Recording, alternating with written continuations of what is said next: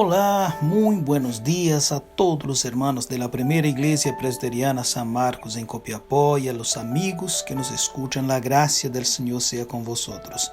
En nuestra serie de devocionales Apocalipsis para hoy, nuestro tema es Carta a Éfeso, capítulo 2 de los versículos 1 al 3, que dice: Escribe al ángel de la iglesia en Éfeso, el que tiene las 7 estrellas en su diestra, el que anda en medio de los 7 candeleros de oro, dice esto: Yo conozco tus obras y tu arduo trabajo y paciencia, y que no puedes soportar a los malos, y has probado a los que se dicen ser apóstoles y no lo son, y los has hallado mentirosos, y has sufrido y has tenido paciencia, y has trabajado arduamente por amor a mi nombre, y no has desmayado.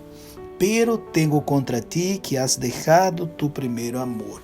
Que el Señor nos bendiga con esta palabra. Segundo el texto de Apocalipsis, pese a los primeros elogios, la iglesia de Éfeso era una iglesia poco preocupada de su testimonio, y principalmente viendo capítulo 1, versículo 7. Cada uno de los 7 mensajes a las iglesias se inicia con una descripción personal del mismo Señor Jesús, de cómo el Señor conocía cada iglesia, pues Él las tenía en sus propias manos y estaba en medio de ellas.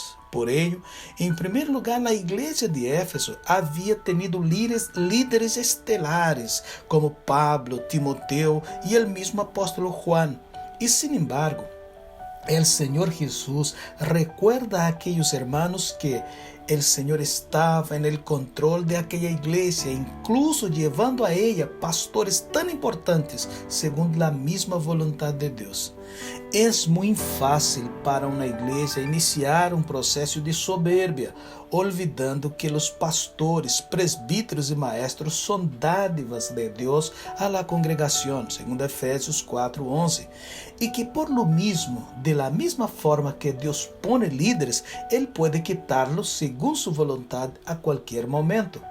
A veces, iglesias deben ser recordadas que su adoración debe ser al Señor y no al pastor o presbíteros. En segundo lugar, hay un momento de aprobación, y esto es manifiesta en realidad la gran bondad del Señor. El Señor inicia el mensaje con palabras de elogio. Primero porque era una iglesia que tenía un ministerio que trabajaba con celo en la obra del Señor. Y sin duda, una iglesia con una agenda semanal muy extensa, con muchas actividades. El Señor Jesús también indica que era una iglesia que trabajaba mucho. El texto menciona arduo trabajo, que significa un trabajo exhaustivo, versículo 2. O sea, los cristianos de Éfeso pagavam um preço alto para viver e servir ao Senhor. Esta experiência de Éfeso deve ser uma excelente motivação a todas as igrejas do Senhor Jesus. Também Éfeso era uma igreja firme em sua doutrina, não se deixavam enganar, pois a expressão "não has desmayado" significa perseverancia, resistência em meio a tribulações. Aqueles hermanos não desistiam delante de la adversidade, não desistiam incluso bajo la gran persecução que recebiam. E em terceiro lugar, a igreja de Éfeso era também uma igreja que buscava viver apartada del mal e de falsas doutrinas. Eles tinham a paciência de examinar com cuidado a los predicadores que chegavam de outros lugares a visitá-los, versículo 2, e los poniam a prueba por meio de las escrituras sagradas.